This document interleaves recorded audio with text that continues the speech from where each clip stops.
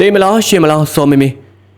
ရှေ့ပွဲမှာပုံစံကောင်းမပြောင်းနိုင်ခဲ့တဲ့စောမင်းမင်းတယောက်အခုဝမ်းရဲ့ဘောနဲ့ပြီးတမ်မလီလိုသားဆိုရီယန်လက်နဲ့ထိုးရမှာကကိုတေရင်ကိုတူးရဖို့ဖြစ်လာတာလားဒါမှမဟုတ်သမိုင်းတည်ရေးပြသွားမလားပရိသတ်များလုံးဝမင်္ဂလာပါခင်ဗျာ Sport Bar Plus ကနေကြိုဆိုလိုက်ပါရီ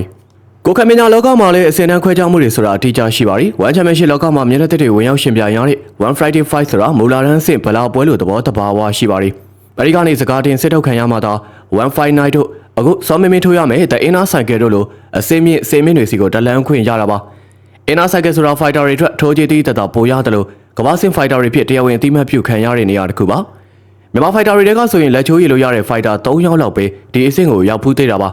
ဒါကြောင့်စောမင်းမင်းတို့တော့ဒါဟာအသက်မွေးအကြောင်းဘဝတစ်စိတ်ချိုးပြောင်းလဲသွားနိုင်တဲ့ရွှေရောင်အခွင့်အရေးကြီးပါပြီထူးခြားတာကအဲ့ဒီနေ့မှာပဲကျော်စော်ဝင်းကလေထိုင်း fighter ကိုမာဝတ်နဲ့ထိုးရမှာမို့မြန်မာပရိသတ်တွေထွက်တော့ရင်ခုန်တန်မြန်စီမဲ့ညတညဖြစ်လာပါတော့မယ်ဒါပေမဲ့ပြဿနာကအခုစောမင်းမင်းရင်ဆိုင်ရမယ့်ပြိုင်ဘက်ကတာမန် fighter လုံးဝမဟုတ်ပါဘူးထိုင်းဖိုက်တာဆိုရီယန်လက်ဆိုတာဝမ်ကွင်းပြေမာရောကွင်းထဲမှာပါအတွေ့အကြုံရင်းချက်လုံးနဲ့သူပါဝမ်မာရင်ပွဲပေါင်း18ပွဲထိထိုးထားပြီးတော့17ပွဲနိုင်9ပွဲရှုံးဆိုတဲ့ကြီးမားလာတဲ့မှတ်တမ်းကိုပိုင်ဆိုင်ထားတဲ့သူပါပိုပြီးတော့ကြောက်စရာကောင်းတာကသူကဝမ်ရဲ့သမိုင်းတစ်လျှောက်ဘောနဲ့အများဆုံးရထားတဲ့ဖိုက်တာတွေကတယောက်ဖြစ်နေတာပါပဲဆိုလိုတာကသူကွင်းထဲကိုဝင်လာပြီးဆိုတာနဲ့ပွဲကသွေးထွက်တိုင်းကိုအကျိတ်နဲ့ရှိမှသေးကြသလိုနောက်ဆုတ်သွားမဲ့လူစားမျိုးလည်းလုံးဝမဟုတ်ပါဘူးတမ်မလီလူသားလို့တင်စားရလောက်အောင်ကိုအသေးဆွဲအင်မတန်ကောင်းလုံးတဲ့သူပါစောမင်းမင်းဘက်ကိုပြန်ကြည့်ရအောင်စောမင်းမင်းဆိုတာရိုးရာကနေတက်လာပေမဲ့သူ့ရဲ့အကြီးမားဆုံးအားသာချက်ကပြိုင်ဘက်ကိုမကြောက်မရွံ့ဝင်ခုတ်ရဲတဲ့တက်တီနဲ့ဇွဲပါပဲရောလက်ဖက်နဲ့ထိုးခဲ့တဲ့ပွဲမှာအမှန်နဲ့ရှုံးခဲ့ပေမဲ့သူပြသခဲ့တဲ့အသေးဇွဲကို One Boss တွေကသဘောကျသွားလို့အခုလို Inner Cycle မှာဆိုရီယန်လက်နဲ့နေလားငါလားအပြိုင်ကျဲဖို့တမင်တက်ပွဲတည်ပေးလိုက်တာဖြစ်ပါရီနေမလဲငါမလဲဆိုတဲ့ပုံစံမျိုးကို break ကကြိုက်တယ်လို့ One ကလည်းအရန်ကိုသဘောကျပါရီဒါဆိုရင်ရှေ့ပွဲတွေမှာလက်ဆောင်ကောင်းသိမ့်မပြနိုင်ခဲ့တဲ့စောမင်းမင်းအနေနဲ့ဒီပွဲမှာရောအခြေအနေကောင်းနိုင်ပါမလားဆိုတဲ့မေးခွန်းရှိလာပါရီ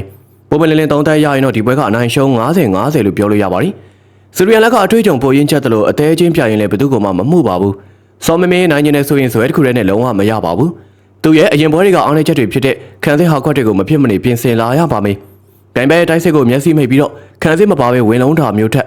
စီရီယန်လက်လာမဲ့လမ်းကြောင်းကိုကြိုးဖက်ပြီးတော့ခြေထောက်ရွှေ့ပြောင်းမှု forward တွေကိုတေချာသုံးချဖို့လိုပါရီ။အမားကင်းကင်းနဲ့အကွာဝေးထိန်ပြီးတော့တေချာတဲ့တံမြန်ထိုးချက်တွေကိုသုံးနိုင်မယ်ဆိုရင်တော့စောမင်းမင်းအတွက်အနိုင်ရလက်ကိုမျှော်လင့်နိုင်ပါရီ။အသေးကောင်းတဲ့ fighter ချင်းတွေးကြတဲ့ပွဲဖြစ်လို့သွေးတန့်ရဲနဲ့အသေးချင်းပြိုင်ရမယ့်ပွဲချမ်းကြီးဖြစ်လာမှာကတော့မြေကြီးလက်ခတ်မလွဲပါပဲ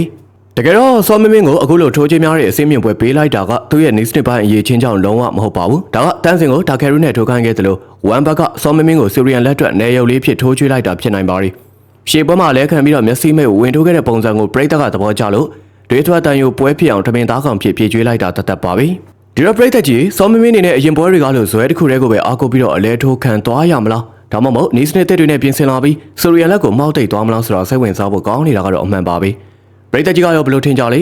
စောမင်းမင်းထပ်ပြီးမောက်သွားအောင်မယ်လို့ထင်လားမိမိတို့ရဲ့အမြင်လေးတွေကိုလည်း comment ကနေအားရပါရဝေမျှပေးသွားခဲ့ကြပါအောင်ခင်ဗျာအဆုံးထိကြည့်ပေးလို့အားလုံးကိုကျေးဇူးတူပဲတင်ရှိပါရစေ